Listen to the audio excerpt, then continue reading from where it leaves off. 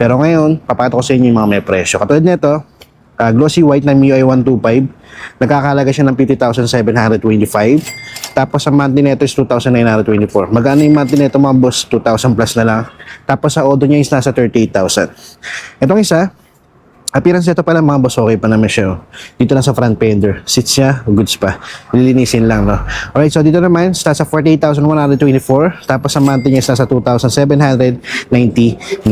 Alright, so sa odo na ito, is nasa 24,000. Yan, sa appearance naman niya mga boss, all goods na all goods pa siya. Na, maganda pa naman, na-repaint lang siya. Headlight signal niya, buo pa yung lens niya. Seats niya, goods na goods pa, no?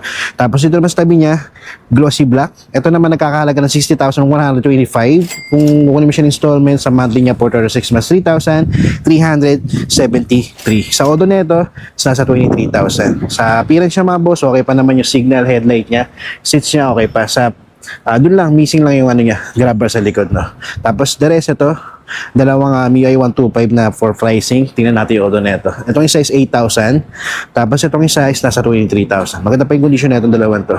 Yan. Sa mga naghahanap dyan ng MIUI 125, MIU Sporty, MIU Gear, tsaka Honda Beat, check nyo na lang dito mga boss.